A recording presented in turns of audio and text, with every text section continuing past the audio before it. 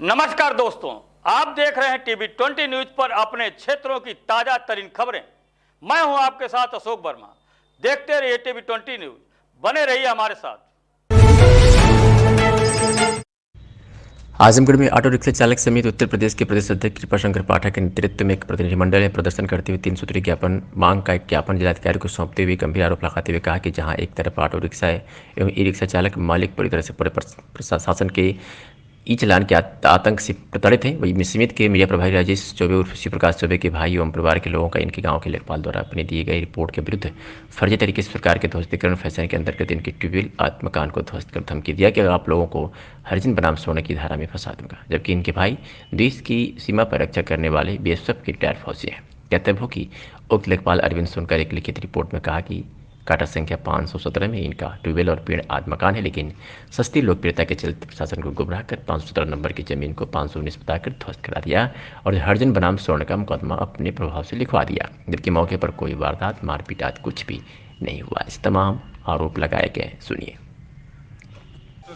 आज ऑटो चालक रिक्शा समिति द्वारा वो पत्रकार के लेकर वो जो ज्ञापन दिया गया, क्या आश्वासन मिला, क्या मामला है? आश्वासन मिला है। मेरा नाम कृपाशंकर पाठक है। ऑटो रिक्शा चालक समिति उत्तर प्रदेश के अध्यक्ष हमारे प्रेमी जी हैं, ये जो है वीरेंद्र यादव जी हैं, शाहिद जी हैं, विंध्याचल, सभी तमाम पदाधिकारी यहाँ सभी इकट्ठा हुए हैं। आज हम लोगों ने हमारे राजेश चौबे उर्फ शिव प्रकाश चौबे जी के परिवार के ऊपर उत्पीड़नात्मक कार्रवाई हुई है।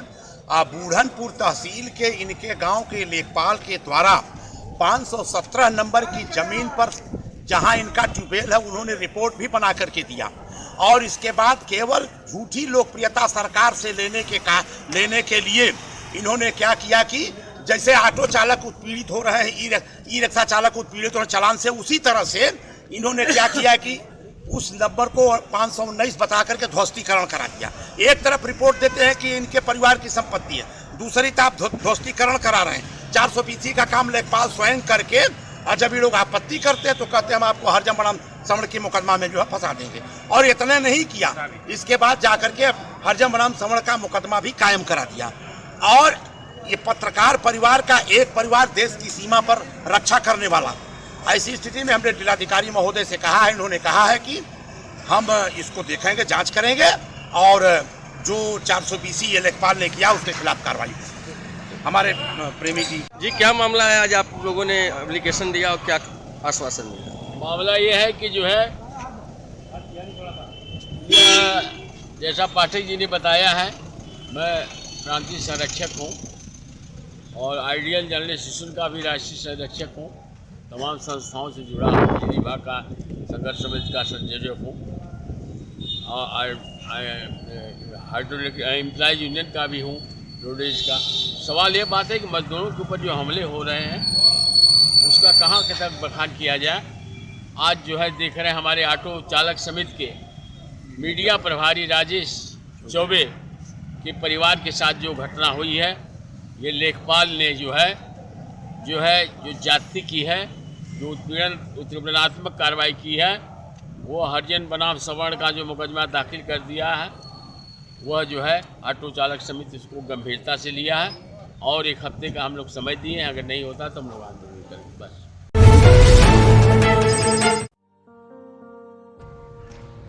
आजमगढ़ के अतरौलिया ब्लॉक सभागार में ग्रीन एसेंस ग्रुप लखनऊ के तत्वावधान में रोजगार मेले का आयोजन किया गया, जिसमें सैकड़ों बेरोजगार युवकों ने हिस्सा लिया। रोजगार मेला का मकसद है कि ग्राम पंचायतों में जो भी शिक्षित बेरोजगार युवक हैं और नौकरी की तलाश में हैं, उन्हें रोजगार से जोड़ा जाए। इसके साथ ही जिन लोगों को अच्छे काम की तलाश है, वह लोग भी रोजगार मेले में सम्मिलित होकर कंपनी को ज्वाइन कर सकते हैं। कंपनी का उद्देश्य है कि शिक्षित बेरोजगार लोगों को अच्छा काम और रोजगार मुहैया कराना। लखनऊ की प्रतिष्ठित company green essence marketing private limited, जो कि आयुर्वेदिक उत्पाद, कृषि उत्पाद के उत्पादन के साथ निर्माण और रियल एस्टेट संबंधित कार्य करती है।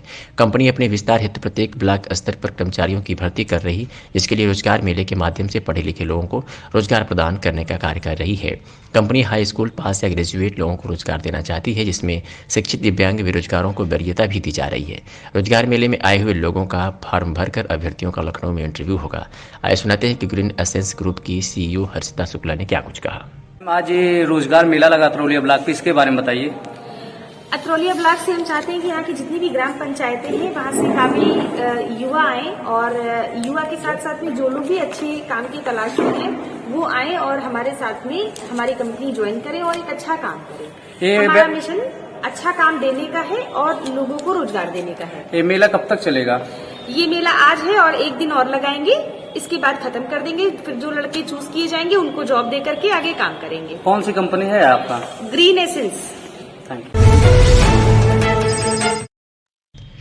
खबर भदोही जिले से है, जहां गोपीगंज नगर में राष्ट्रीय राजमार्ग पड़ाव पर बाइक के धक्के सड़क पार कर रहे वृद्ध व्यक्ति रामलाल मौर्य 62 वर्ष की मौत हो गई। बाइक के धक्के से वह गंभीर रूप से घायल हो जाने पर उन्हें सामुदायिक स्वास्थ्य केंद्र में भर्ती कराया गया था। नगर को कोयरान मोहाल निवासी रामलाल बालिका इंटर कॉलेज के पास साइकिल रिपेयरिंग का काम करते थे। रविवार साइकिल मरम्मत के लिए सामान लेकर सड़क पर पार कर रहे थे। तेज रफ्तार बाइक सवार ने जोरदार टक्कर मार दिया, जिससे गंभीर रूप से घायल हो गए। घायल अवस्था में स्थानीय लोगों की मदद से सामुदायिक स्वास्थ्य केंद्र में भर्ती कराया गया, जहां प्राथमिक उपचार के बाद वृद्ध को वाराणसी ट्रॉमा सेंटर के लिए रेफर कर दिया गया, जहां उनकी मौत हो गई। मृतक की एक पुत्री व 2 पुत्री हैं। खबर भदोही जिले से है, जहां रविवार की देर शाम समाजवादी पार्टी के राष्ट्रीय महासचिव बनने के बाद पहली बार जिले में आए स्वामी प्रसाद मौर्य का सपा कार्यकर्ताओं ने जोरदार स्वागत किया। जिलाध्यक्ष प्रदीप यादव के नेतृत्व में सपा कार्यकर्ताओं ने जिले के दर्जन भर स्थानों पर राष्ट्रीय राजमार्ग पर स्वामी प्रसाद मौर्य का माल्यार्पण किया। रविवार की देर शाम वाराणसी से इलाहाबाद की तरफ जाते समय गोपीगंज नगर के जिलिया पुल के पास उन्होंने कार्यकर्ताओं से बातचीत की और संगठन की मजबूती के लिए कार्य करने का निर्देश दिया। उन्होंने कहा कि भाजपा की पिछड़ी और दलित विरोधी नीतियों के कारण आज समाज के अंतिम पायदान पर बैठे व्यक्ति का विकास नहीं हो पा रहा है। सभी पार्टी कार्यकर्ता कमर कस लें और एकजुट होकर इनका मुकाबला करने को तैयार हैं। स्वागत करने वालों में पूर्व मंत्री राम किशोर बिंद, सोमनाथ यादव, ओम प्रकाश यादव, अरुण मौर्य, लालचंद, सुरवेश यादव आदि रहे। नेताजी जैसे कि आज ये माननीय स्वामी प्रसाद मौर्य जी आए थे यहाँ पे, तो उनका आगमन आप लोग उनका स्वागत भव्य प्रकार से किया। उसके बारे में क्या बोलेंगे आप? माननीय स्वामी प्रसाद मौर्य जी का कार्यक्रम रॉबर्ट्सगंज में था, उनका स्वागत समारोह था। हम लोगों को जब जानकारी हुई कि हमारे जिले से गुजर रहे हैं, तो जनपद के करीब 10 स्थानों पे पार्टी के नेता कार्यकर्ता इकट्ठा होकर उनका जोरदार स्वागत किए हैं। और स्वामी प्रसाद मौर्य जी के पार्टी में आने से और जब से उनका दौरा शुरू हुआ है, कार्यकर्ताओं में भारी उत्साह देखा जा रहा है और लोग तेजी के साथ समाजवादी पार्टी में जुड़ने का काम कर रहे हैं। बेटियां ईश्वर द्वारा दी गई ऐसा उपहार है जिसको पाने वाले की जिंदगी खुशियों से भर जाती है, और बेटियां किस्मत वालों को ही मिलती है। पर आज भी बेटियों को जन्म लेते ही बोझ समझा जाता है, पता चलते ही उन्हें कोख में ही मार दिया जाता है। आज भी हमारी सरकार को बेटी बचाओ और बेटी पढ़ाओ का नारा देना पड़ रहा है।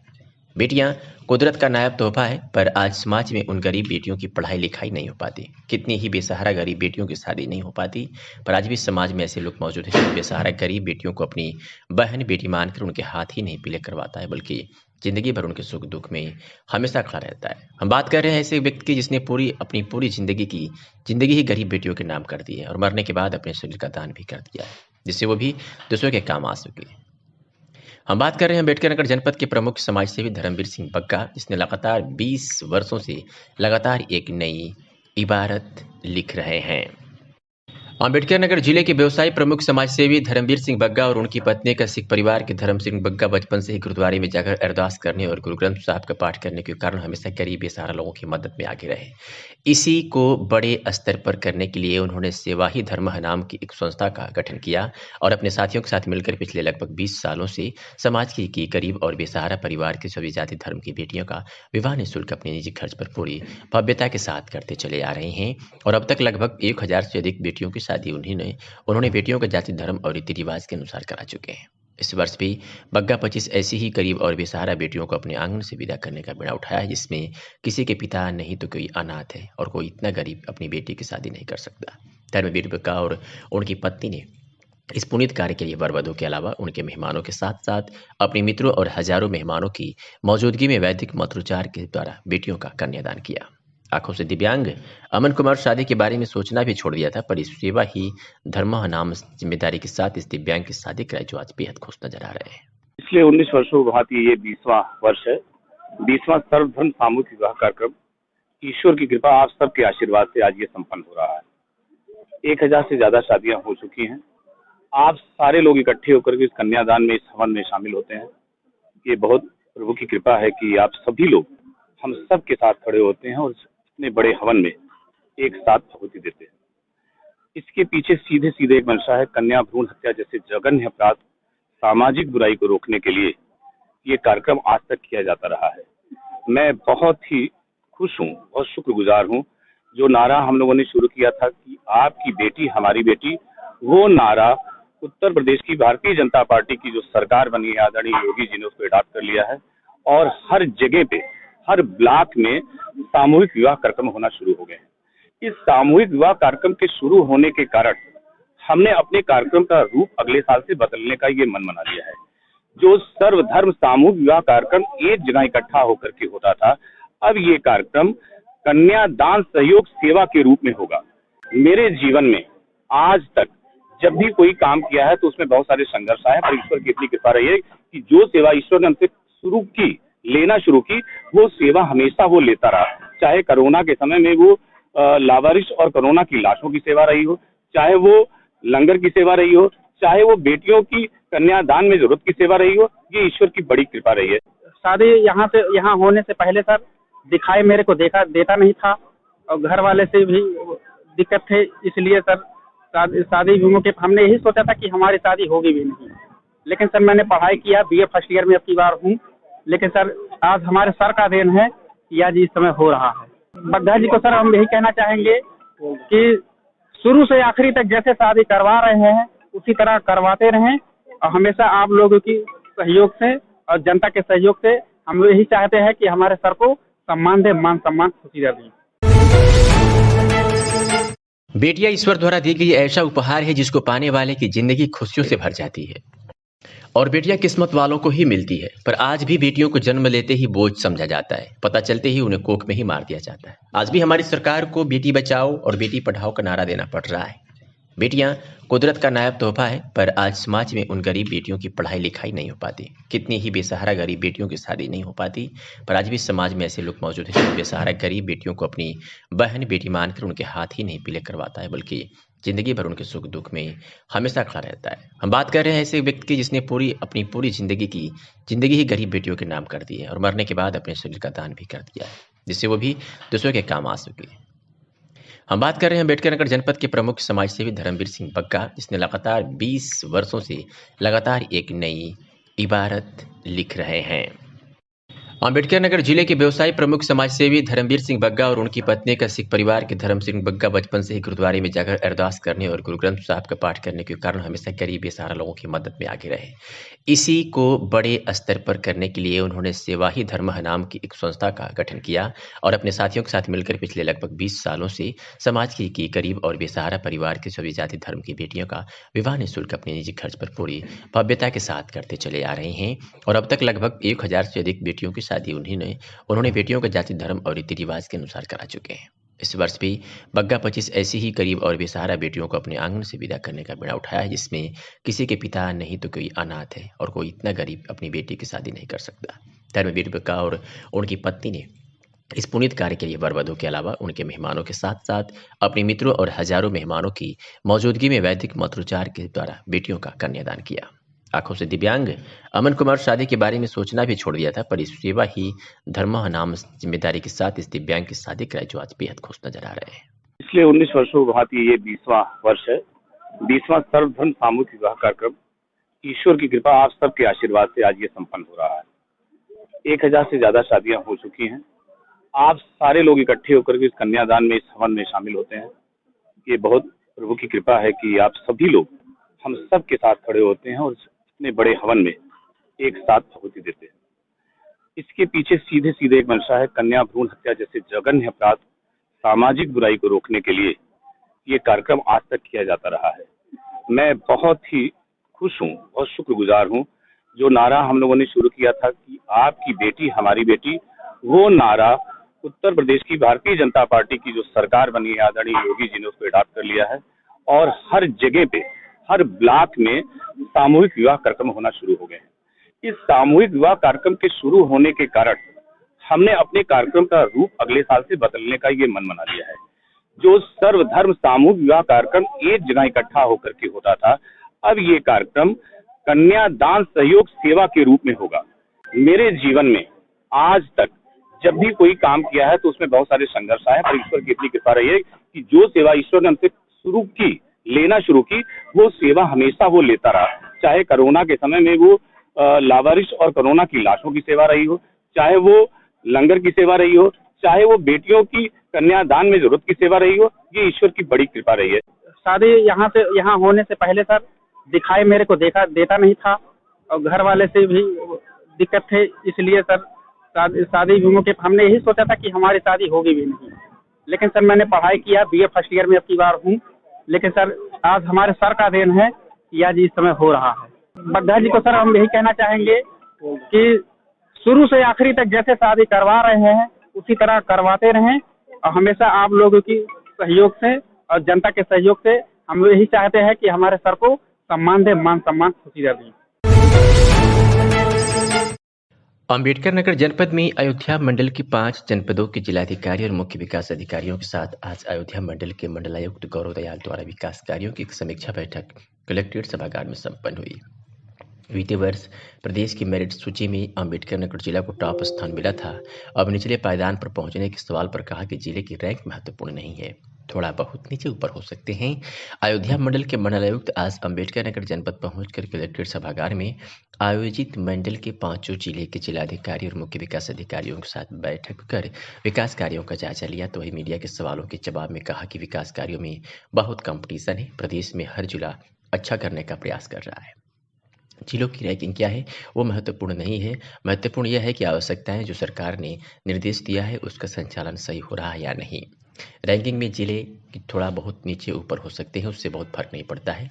स्कीम का संचालन सही हो, जो लाभ नागरिकों को पहुंचना चाहिए वो पहुंच रहा हो, ये ज़्यादा महत्वपूर्ण है। उस लिहाज से कार्यक्रम ठीक चल रहा है। साथ ही मनरेगा और राजवित्त पेमेंट मामले पर कहा कि पेमेंट की ऑटोमेटिक व्यवस्था है, फिर भी यदि कोई मामला बाधित है तो उसे जल्द निस्तारण किया जाए। हर जिले का पार्टिसिपेशन समीक्षाओं में हो और जो फोकस रह जाता है कभी कभी मंडल मुख्यालय पर वो ना रह के हम हर जिले को फोकस कर सकें उस पर और वहाँ की लोकल समस्याओं को और बेहतर समझ सकें।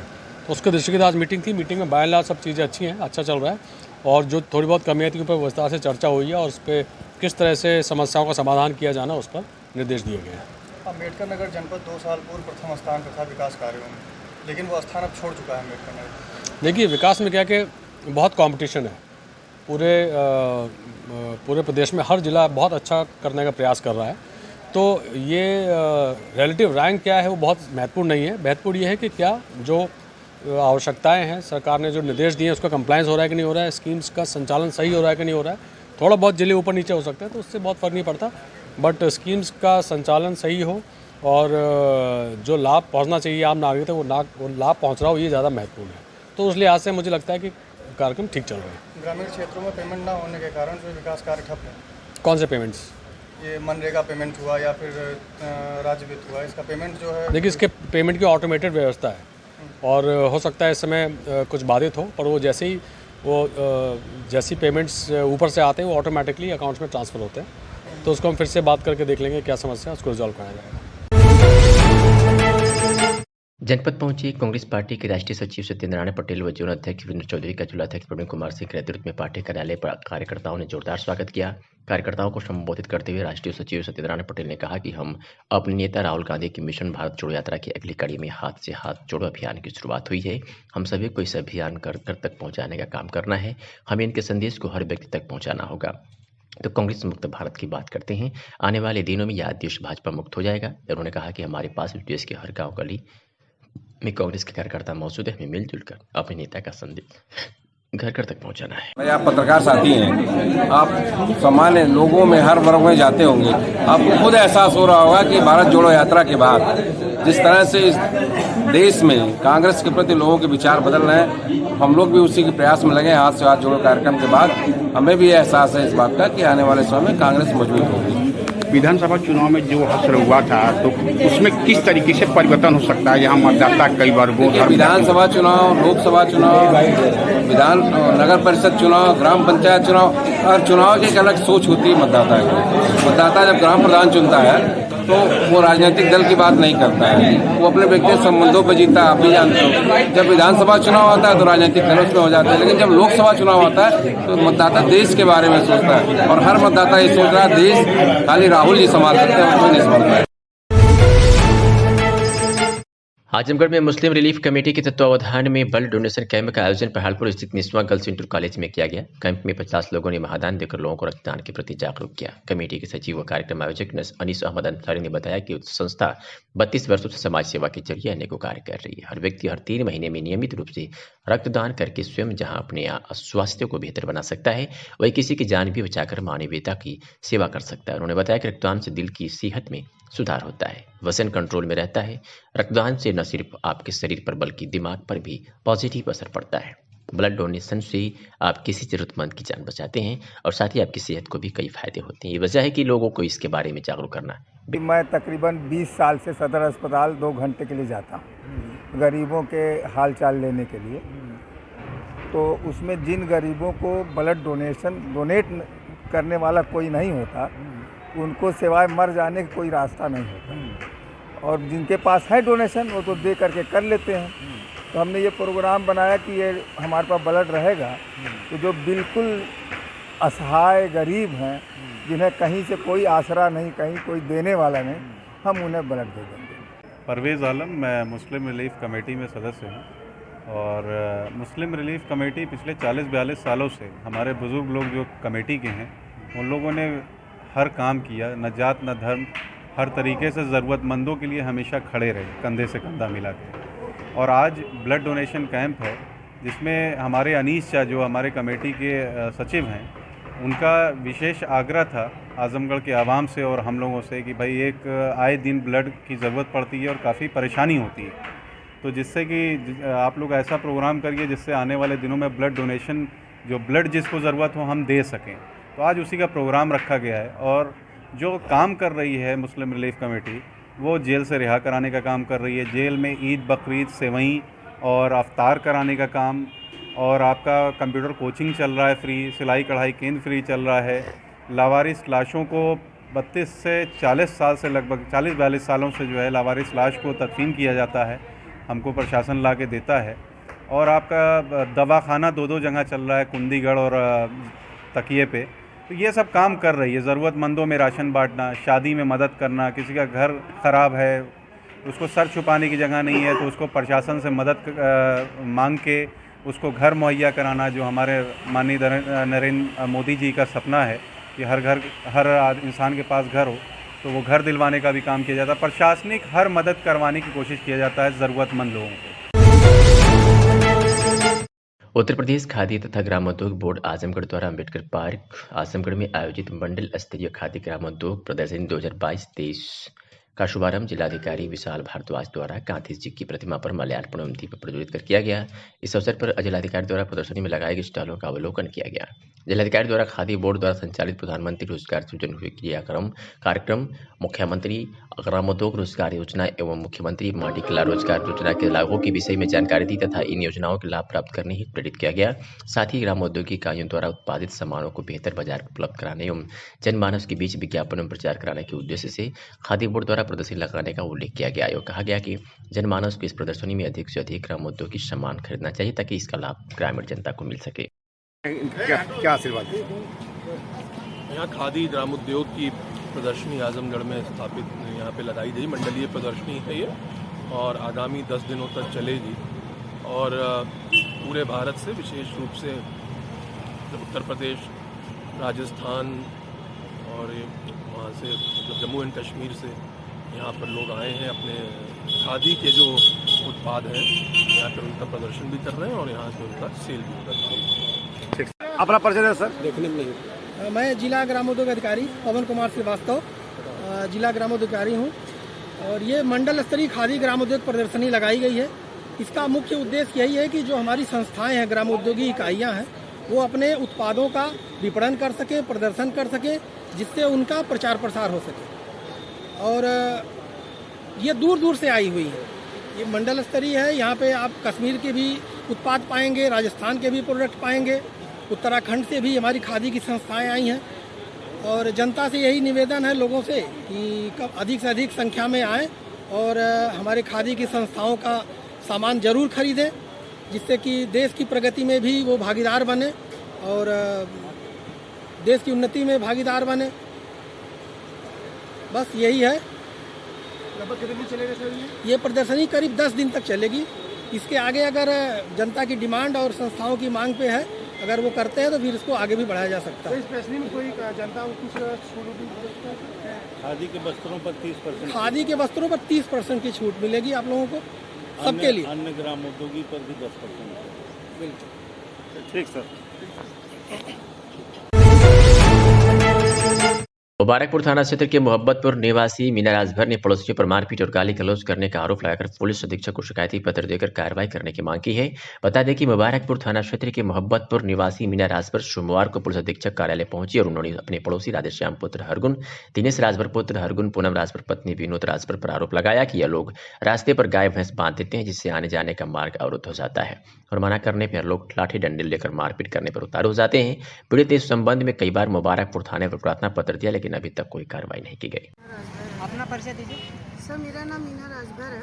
मैं मोहब्बतपुर की रहने वाली हूँ और मुबारकपुर थाना मेरा पड़ता है। क्या मामला है कि क्या मामला? सर ये ज़मीनी मामला है। मेरा मकान बन रहा है। मेरा मकान जो बन रहा है वहाँ पर रास्ता और अभी जो है कुछ बना नहीं हुआ और न नाली की व्यवस्था भी है वहाँ, और जबरन वो लोग गाय भैंस भी वही रास्ते पे ही बांधते हैं। हम लोग को भी आने जाने में दिक्कत होती है, तो थोड़ा सामने कह दिया तो गाय भैंस वहाँ भी भर बांधी, तो पानी का जो है बहाव उसका कोई ठिकाना है नहीं, कहाँ कहीं भी जा सकता है। तो उसके लिए बार बार वो लोग परसा कुदार लेकर आके मारने भी चढ़ रहे हैं। बच्चियाँ मेरी आ जा रही है, स्टाफ नर्स है, उसको भी बार बार परेशान कर रहे हैं। ये बताइए हम परेशानी भी झेले, मतलब हम समझाने भी जाए, हम परेशानी भी झेले। क्या चाहते हैं? तो हम ये चाहते हैं कि हम मान लीजिए उनको ये समझाया जाए कि इस तरह का जो भी आप कांड कर रहे हैं, महिलाएं हो के आप फरसा कुदा चढ़ा रहे, फिर उसके बाद में उसके पुरुष भी आके हमसे जबरन मारपीट कर रहे हैं, फिर उसके बेटे भी आके मारपीट कर रहे हैं। तो हम क्या करें अब इसके लिए? हम प्रशासन से अपनी सुरक्षा के लिए मांग कर रहे हैं। शादी समारोह या किसी अन्य कार्यक्रम में हर्ष फायरिंग पर आयोजनकर्ता पर भी कार्रवाई होगी। एसपी ने इस संबंध में थानाध्यक्षों को यह निर्देश दिया कि फायरिंग करने वाले के साथ ही आयोजनकर्ता की भी जिम्मेदारी तय करने के निर्देश दिए हैं। एसपी अनुराग आर्य ने बताया कि हर्ष फायरिंग होने की स्थिति में आयोजनकर्ता के खिलाफ रिपोर्ट दर्ज कर विधिक कार्रवाई की जाएगी। आयोजनकर्ता यह खुद सुनिश्चित कर ले कि उनके कार्यक्रम में हर्ष फायरिंग न हो।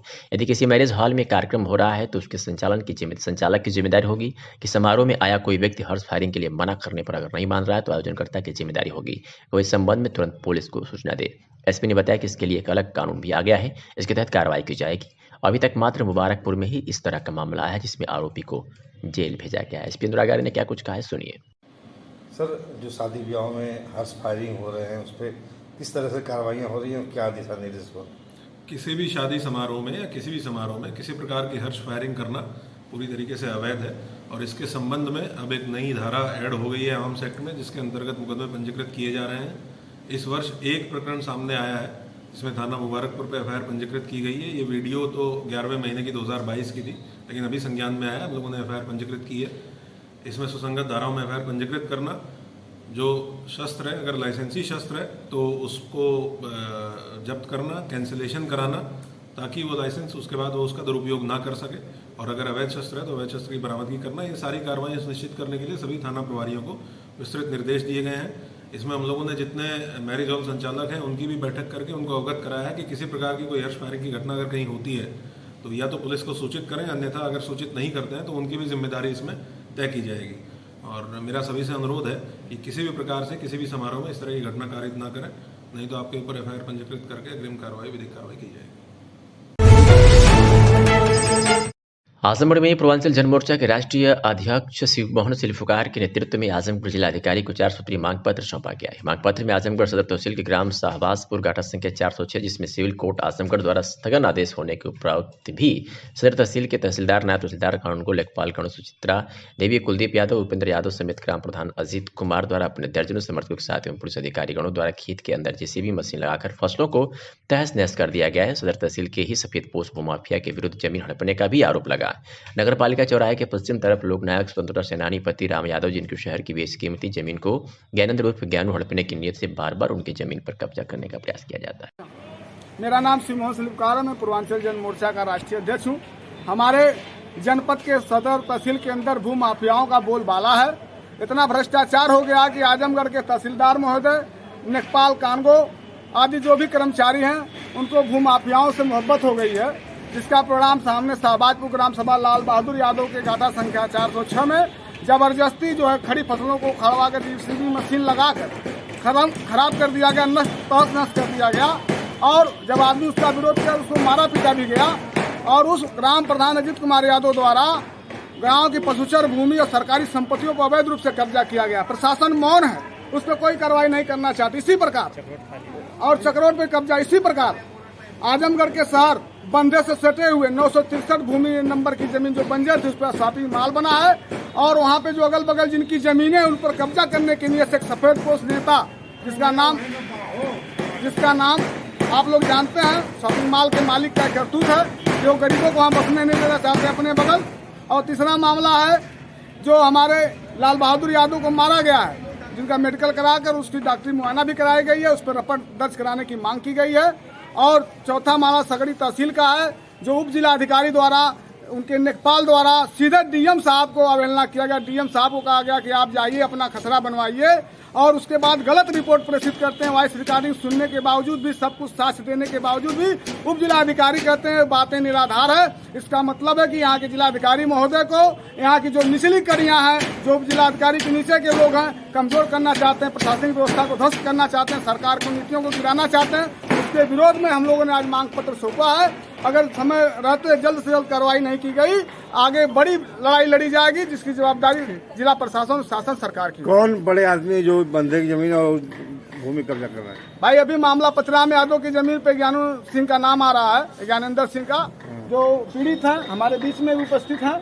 और वो बात को DM से रख रहे हैं, कोतवाल को रख रहे हैं, SDM को रख रहे हैं, सभी को बताया जा रहा है। लेकिन शासन सत्ता के जगह बनाने के नाते उसके सब लोग भय खा रहे हैं। किस तहसील के अधिकारियों पर ये आरोप लग रहा है? तहसील सगड़ी और तहसील सदर का सबसे ज्यादा भ्रष्टाचार है जमीन के मामले में। ये जो शॉपिंग मॉल बनाए वो किस 963 नंबर की बंजर भूमि है और नदी खातों की जमीनों पे उनका बैनामा है, और जिसकी जमीन बैनामा सही प्रकार से उस पर कब्जा करना चाहते हैं। ठीक। खबर गौतम बुद्ध नगर से है, जहां थाना पीटा 2 पुलिस द्वारा अंतर्राज्यीय रॉक स्टार वाहन चोर गैंग लीडर विपिन पुत्र बदलो निवासी वीरो नडी फौलादपुर थाना चोला जिला बुलंदशहर को थाना क्षेत्र के शिगमा गोल चौक के पास से गिरफ्तार किया गया है। अभियुक्त की निशानदेही पर राजस्थान, हरियाणा, दिल्ली NCR क्षेत्र में चोरी की गई 24 मोटरसाइकिल बरामद हुई है। अभियुक्त सातिर किस्म का अंतर्राष्ट्रीय वाहन चोरी, जिनका दिल्ली NCR क्षेत्र में एक सक्रिय गैंग है, जिसका गैंग लीडर विपिन है। अभियुक्त स्वयं इस गैंग का सक्रिय सदस्य है। दोनों खुद को मोटरसाइकिल चोरी में रॉक स्टार मानते हैं और अपनी मोटरसाइकिल के पीछे द रॉक लिख कर चलते हैं। इस गिरोह से पूछताछ के दौरान भिन्न भिन्न राज्यों से मोटरसाइकिल चोरी की लगभग 5 दर्जन से अधिक घटनाओं को अंजाम देने का इकबाल किया गया है। अभियुक्त द्वारा राजस्थान, हरियाणा, दिल्ली NCR क्षेत्र में घूम फिर करके खासकर स्प्लेंडर मोटरसाइकिल की टारगेट कर चोरी करते हैं एवं चोरी की गई मोटरसाइकिलों पर पुलिस को धोखा देने की नीयत से फर्जी नंबर प्लेट लगाकर वो चेसिस नंबर घिसकर मोटरसाइकिलों को गैराज में लाकर खड़ा करके चोरी की गई मोटरसाइकिलों के सामान को स्वयं के गैराज में मरम्मत के लिए आई मोटरसाइकिल में बदलकर अवैध धन अर्जित करते हैं। अभियुक्त ईमानदारी का फायदा उठाकर मौके से फरार हुए, जिसकी तलाश जारी है। देखिए, पिछले कुछ दिनों में वाहन चोरी के जो गैंग्स हैं उन पर कार्रवाई हुई है। उसी में एक इंटर स्टेट गैंग है, उसको आज जो है नोएडा पुलिस द्वारा उसमें जो सम्मिलित सदस्य है उसको गिरफ्तार किया गया है। इसका नाम विपिन है, बुलंदशहर का रहने वाला है। इसको गिरफ्तार किया गया है। इसके पास से 24 बाइक्स बरामद हुई हैं, जिसमें से 10 बाइक्स अलग अलग मुकदमों में अलग अलग स्टेट्स और डिस्ट्रिक्ट्स में कनेक्टेड हैं। 3 बाइक बीटा 2 में और 1 सूरजपुर में, 1 सेक्टर 20 में कनेक्टेड है। उसके अलावा 3 दिल्ली के अलग अलग थानों में कनेक्टेड हुई है, 1 गाज़ियाबाद में, और राजस्थान में भी ये बाइक्स कनेक्ट हुई हैं। इसका एक अन्य साथी है, शिवम है, जो कि इस समय वांछित है, उसको भी जल्दी गिरफ्तार कर लिया जाएगा। ये डिस्पोज कैसे करते थे भाई? ये डिस्पोज बाइक्स चोरी करके उसको कुछ दिन अपने पास रखते थे। उसके बाद जैसे ही इन्हें कोई कस्टमर मिल जाता था उसको ये बाइक कम दामों में बेच देते थे। तो कितनी अब तक वारदात को अंजाम दे चुके होंगे? देखिए, अभी तक कुल 24 बाइक बरामद हैं जो इसने कन्फेस किया है। इसने 5 दर्जन से अधिक बाइक्स इसने कन्फेस किया है। जब इसमें शिवम पकड़ा जाएगा तो और इसमें जो है डेवलपमेंट होंगी चीज़ों का। डिसमेंटल करके भी बाइक बेचते थे? हाँ, चोरी भी करते थे और उसके पास, क्योंकि शिवम एक मैकेनिक है, वो डिसमेंटल भी करता था। इसमें चौकी इंचार्ज एचर और उनकी टीम ने सराहनीय कार्य किया है, उनको भी पुरस्कृत किया जाएगा इसमें।